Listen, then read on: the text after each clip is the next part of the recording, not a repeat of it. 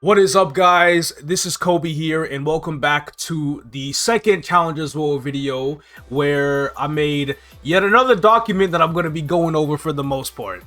What this document provides is the Challengers World passive, and I explained some things about it, as well as the Genesis Pass, which is it's available for all worlds, but it is a pretty big progression point for Challengers World if you do want to buy it, as well as the whole gearing process and how that should go.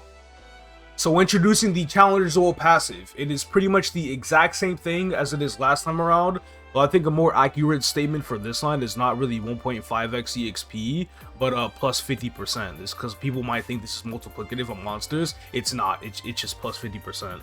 I'm gonna replace that.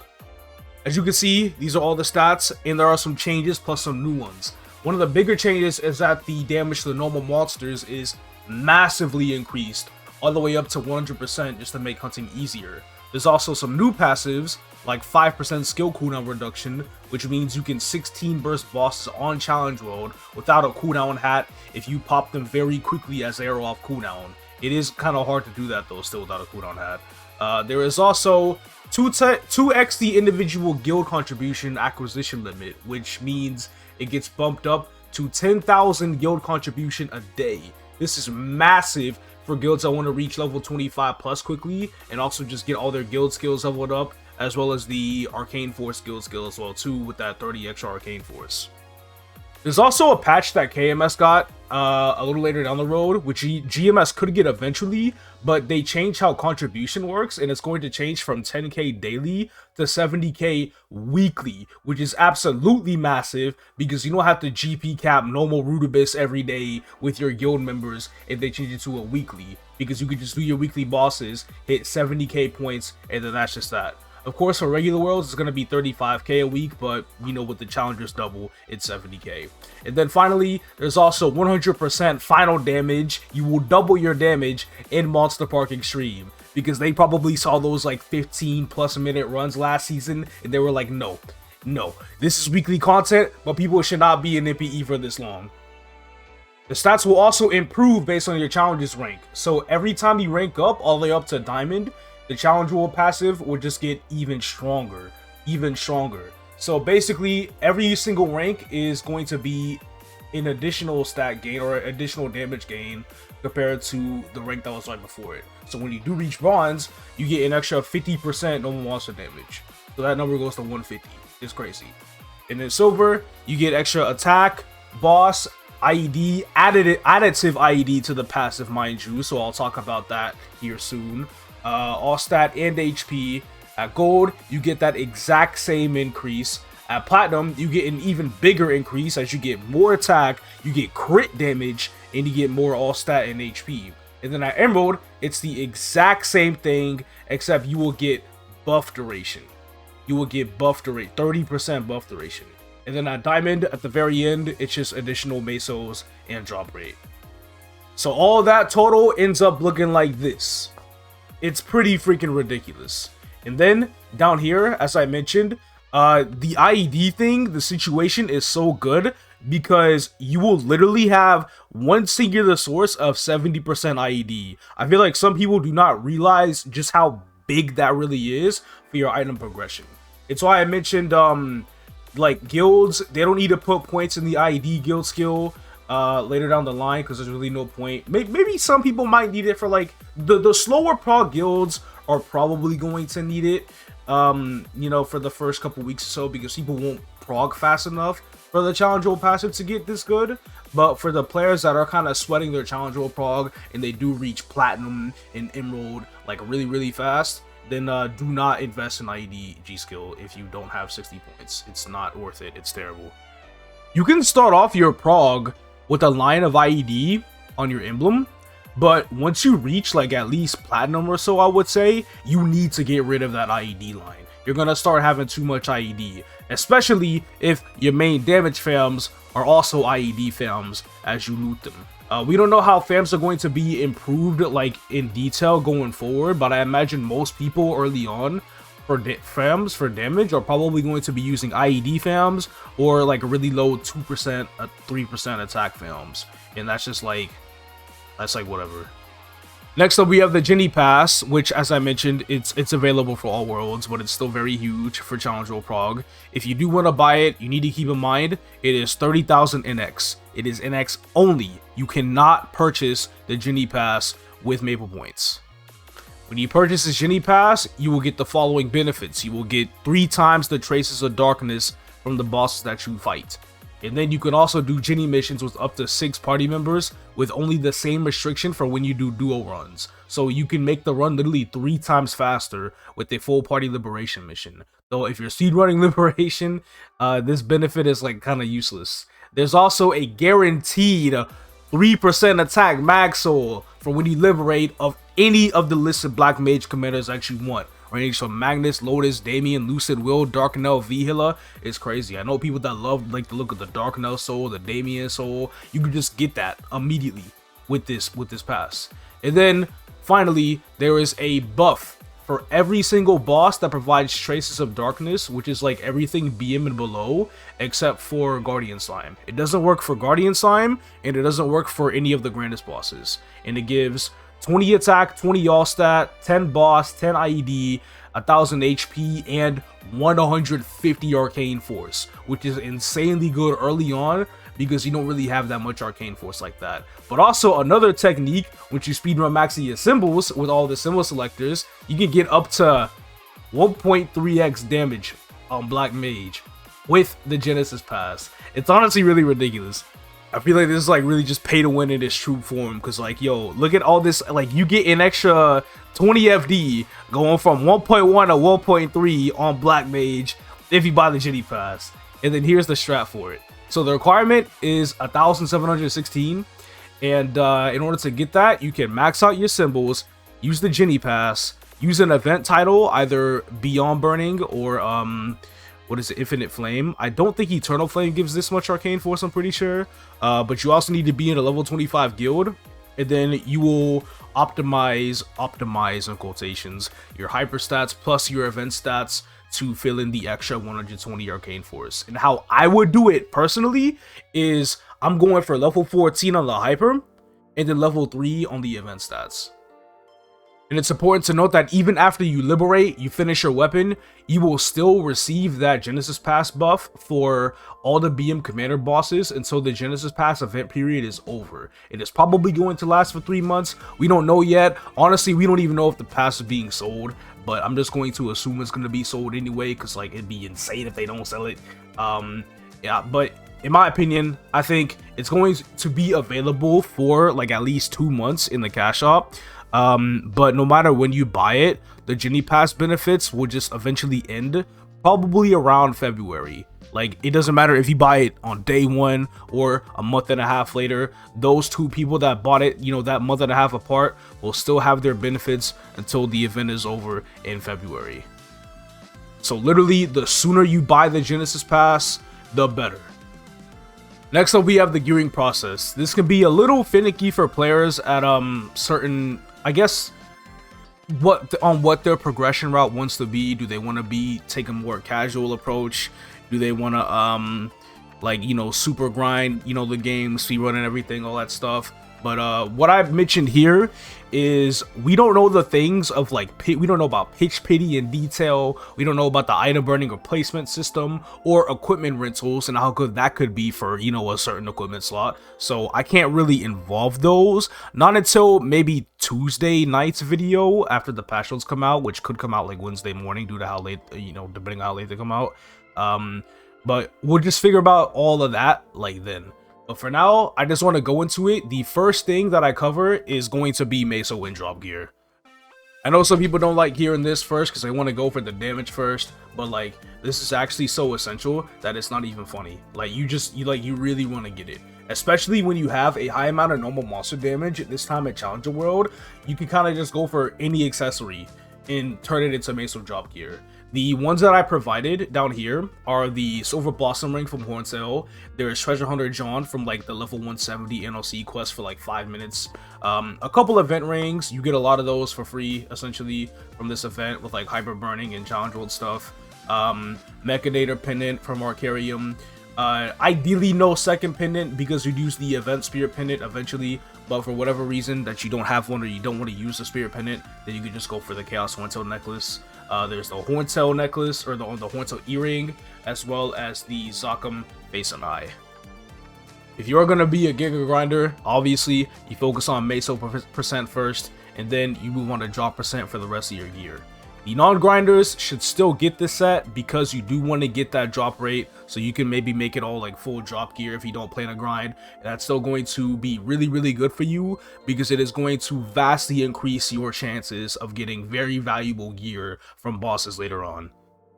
If you are very sweaty and you don't really care about, like, you know, the early bosses enough, and you already complete the set of 100% Meso and 80% drop, that's when you start rolling for your hybrids or those double drop lines.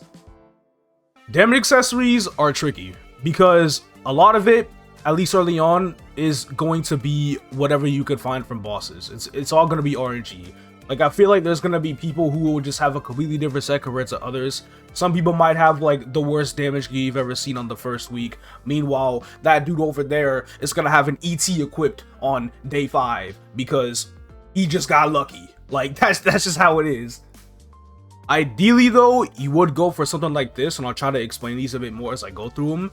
Your skill ring that you get at 10,000 points, you just get, you know, most classes use a roar for, some will use a comp for. If you're confused on what class you need, personally, don't ask me because I don't know everything for every class, but I would ask maybe some more experienced players maybe, or you could just ask around, like, what Oz ring does this class use? Very likely the answer is going to be a roar, but there are definitely some comp classes out there as well too. You could use one event ring as damage gear for a while, at least until you get Superior Gollux. There's Slime Ring, and then there's also Kana Treasure or Meister Ring, which Meister Ring does take a little bit to get, like, the materials. The 150 Grand Spell Essences needed for training. It can be kind of finicky, but if you do have that, like, KT that you get early from Pino, the Kana Treasure, and you farming up for a Meister Ring, you can get all these items, and the Slime Ring, you can get all these items to 18 stars because you should be able to save cards at 18 after this update. And you don't have to use an event ring as damage gear. That should all be better than the event ring. And then there's also the Superior Gollux belt, which you can use a Golden Clover belt in the meantime and start up a bit. So by the time you do get that Superior Gollux belt, you'll just be able to transfer up to it. For a guaranteed face and eye, unfortunately, you do want to do Commercy. I'm pretty sure it takes maybe like 11 days or so of solo voyages plus CPQ to be able to get both of these items, or you could wait for a Twilight Mark to drop, or a Zerk, or a for the eye, you get a Black Bean Mark, a Pap, or an Eye Patch. Now, I would go for the Monaco first, because you are way more likely to get a good face like a Twilight Mark versus getting a Pap Mark or an Eye Patch. I don't think Black Bean Mark is that rare, honestly, but I do believe the Monaco is better than the Black Bean Mark, despite the Monaco not having a really good base stats, nor does it get good flames at all. You want Sup earrings, but until then you can use the Horntail earrings or Reinforced earrings as damage here. I was considering Estella earrings as well too if you wanted, but I feel like that's kind of tricky, especially considering you can't really swap to you can't transfer those to a superior earring. But honestly, I wouldn't be surprised if within this there is some sort of like equipment set, depending on what you find, to where Estella earrings could be kind of viable, but I'm not sure if I want to count on that. There's also the pendants, the 2 pendants. You have the options of the fake one that you get at 220, or maybe you can get a real Dominator from normal Arcarium. I would advise probably running that every day until you get one, or maybe a couple, which obviously the higher drop rate you have, the more likely you are to get it. Or there's also just the Mechanitor pendant that you'll use until Daybreak, but Daybreak might take players a while because Daybreak legit only drops from it. Hard Hilla and well, normal and hard Hilla, but normal drop rate is like really low. So is normal Saren. So ideally, you're only really getting it from hard V Hilla or hard Saren. So most people probably won't have a Daybreak pendant anytime soon at the start. But it's really gonna be any combination of those 4 pendants or like whatever you can really get your hands on. It's like I mentioned right here, it's pretty tricky. It's hard to kind of give like an end all be all. These are the accessories you should go for, because there's a good few of these accessories that you can't get until much later, or you just got to get really lucky to get it. For challenge mode 1, I mentioned it was okay to go for reinforced to finish missions because of the 3-month time period. That's not a lot of time. You could still get sup within 2 to 3 months, but you would spend your whole challenge mode trying to get full sub gear. But because this challenge mode is 5 subs, I would not think about reinforce at all. Like, everybody should ideally aim for the subset. Even if you do need to cube the drop gear to get a higher drop rate on the belt and the earrings, you just gotta do what you gotta do. Because ideally, you become 4 sets up the moment you are able to purchase both the pendant and the ring. Next up, we have the WSE. Now, first thing I mentioned here, you leave the weapon slot alone until you liberate. I'm going to assume everybody on here is item burning. If you're not item burning, I don't even know. Like, I'm confused. Arcane weapon is not a requirement. If you get an arcane weapon before you lib, that's perfectly fine. You know, it's cool. You can invest in it a little bit, wear it. It's a nice little damage gain before you liberate, but you don't really need it at all. But the item burning weapon for the most part will still be fine. But what's crazy about it is if you are using the item burning weapon, for some people, when you complete the Lotus Lib mission and you get that half liberated weapon and you hit a good flame on it, it's gonna be better than the item burning weapon, because it can also be part of the side effect of your item burning. It has really nice base stats, and it has the 10% final damage passive from Canadian. It doesn't even have a potential on it. Just that 10 FD passive alone is what's gonna make it slightly better. Because if I'm gonna be honest, that 10% final damage passive is almost as good as a 3-line potential. I would say it's probably in between like a 2 or 3-line potential. So it's like this 2.5 line passive or tier passive on this weapon with the base stats. With it being at 0 stars, it just has the flame. It's gonna be slightly better than the item burning weapon. It's pretty funny. My biggest advice for secondary is do not FOMO over Pino. I'm so serious, bro. You do not.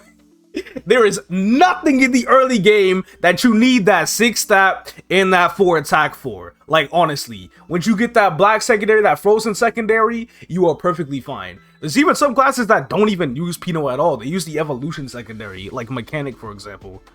It's just secondary lines are way too good to sweat so hard over Pino, and all you really need at the start with what you can afford is some 2-line combination of attack percent and boss. By the time you go for a 3-line combination, you will probably be able to open a Pino secondary by then, and then you can worry about that later. But if you're like, oh no, I don't want to queue because I don't have my Pino secondary yet, you're losing out on so much damage at the start that like it legit doesn't even matter.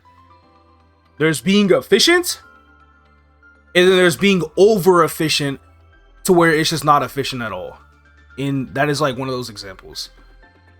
And then for your emblem, as I mentioned earlier, 1 line of IED is fine at the start, but you're gonna want to swap it out eventually. Like, by the time you hit platinum, at least you do want to go for 2-line attack percent on your emblem. Like, bare minimum 2-line attack percent. It doesn't matter what else you roll after that, but like, you'll need that 2-line. Going for a 3-line or like 2-line plus any like all stat or, you know, your main stat or whatever could take a while. So it's gonna be like it's gonna be a while out before you think about rolling for that. Armor, item burning, that's it. You're done. Wrap it up. But no, seriously, you need to just worry more about your accessories over your armor. But just in case you kind of want to give the armor a look on how to replace your item burning set, you just get 17 star arcanes from hard arcane river bosses.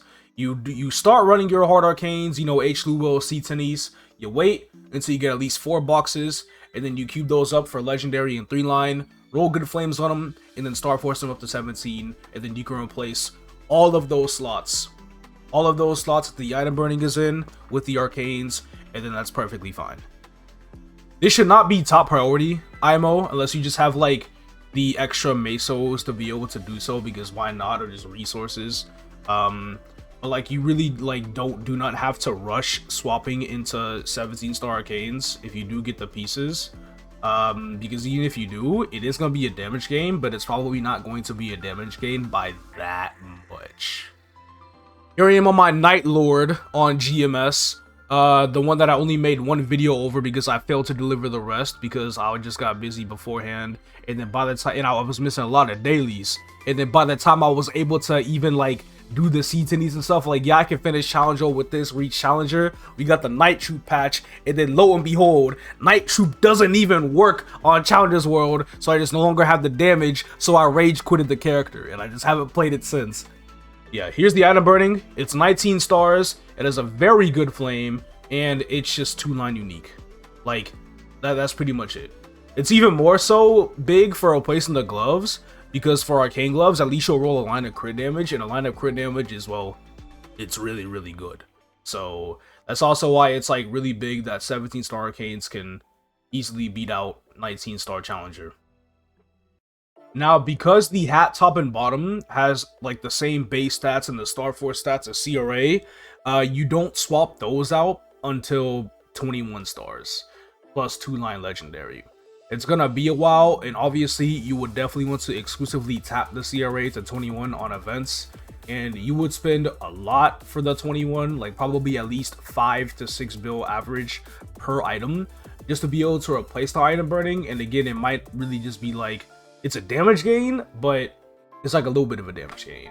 It's like when you feel like the accessories are too hard to prog at that point to where you could start working on, like, you know, the 21 CRA or whatever.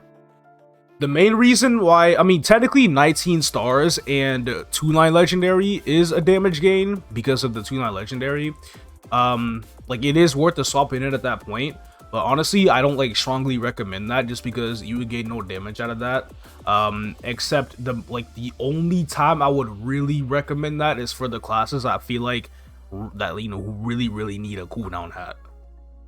There's classes that want a cooldown hat for, you know, slightly higher damage, and it's not really as essential. But there are other classes in this game to where a cooldown hat is just so good that it feels essential to have at least a -2 hat. If that is what you're going for and you feel like you need to swap to an ASAP, then you can easily swap the CRA at 19 stars. I can write that down over here as well. Like, I recommend 21 stars because 21 is actually like a bigger damage boost.